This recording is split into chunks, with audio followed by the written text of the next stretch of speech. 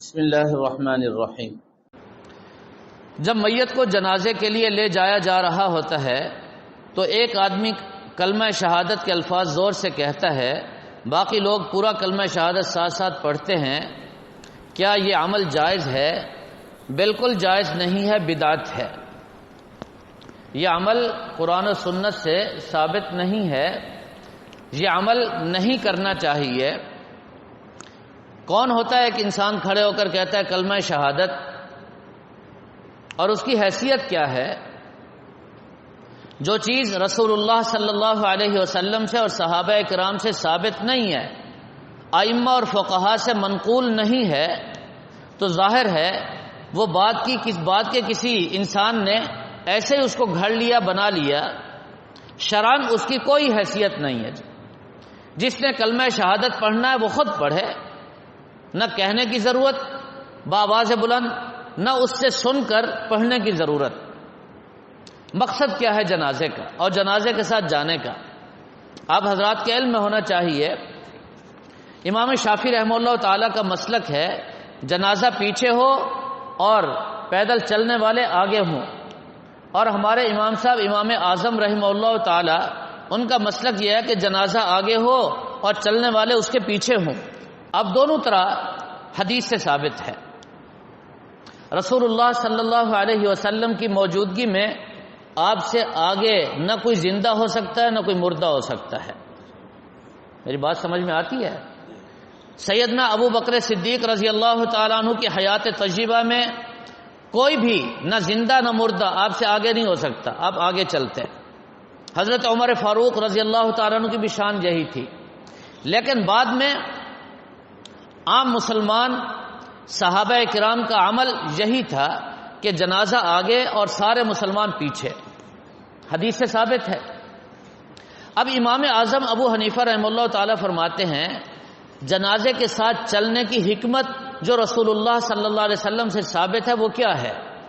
فرمایا کہ ہم سب کے سامنے جنازہ ہو، آنکھوں کے سامنے، اور چار بندے اس کو کندھا دے کے جا رہے ہوں، تو انسان اس وقت اپنی موت کو سوچے، عبرت حاصل کرے۔ جنازہ پیچھے ہو تب بھی عبرت نہیں ہوتی، اگر جنازہ سامنے ہوگا عبرت انسان حاصل کرے گا۔ اور اگر ذہن یہ ہو میں اس لیے جا رہا ہوں کہ اس میت کو فائدہ ہو، تو اپنا فائدہ کوئی سوچے گا؟ نہیں، میں تو اس لیے جا رہا ہوں کہ اس کو دیکھ کر مجھے اپنی موت یاد آئے، مجھے کلمہ نصیب ہو جائے، میرے اعمال درست ہو جائیں، موت کی تیاری کی توفیق مجھے ہو جائے۔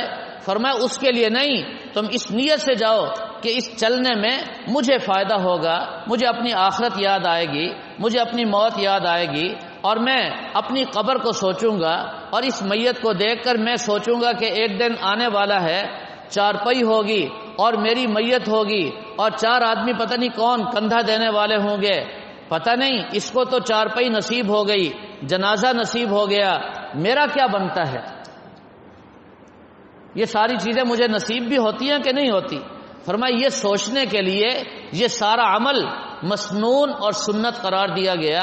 آج ہم ان چیزوں اور ان پہلوؤں کو تو سوچتے نہیں، اور جناب کہتے ہیں کلمہ شہادت، اور دو چار آدمی پڑھ لیتے ہیں، اور سارے یہ کہتے ہیں کہ بس ایک رسم ہے، ادا کرنے کے لیے جا رہے ہیں، یا ہم اس میت کے فائدے کے لیے اور خیر خواہی کے لیے جا رہے ہیں۔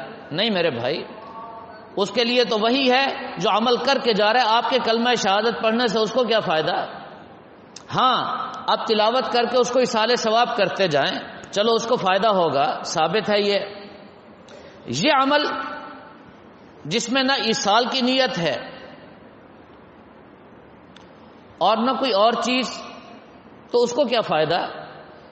لہذا اس سے بچنا چاہیے، اور اس عمل کی حوصلہ افزائی نہیں، کہنے والوں کو الگ کر کے محبت سے سمجھا دینا چاہیے، بھئی دیکھو اس طرح شور نہیں مچاؤ، دیکھو عبرت پکڑو، اور پھر سورہ اخلاص 3 مرتبہ 6 مرتبہ 12 مرتبہ پڑھ کے اس میت کو ایصال ثواب کر دو، اس کا فائدہ تو ہوگا کم از کم اس کو۔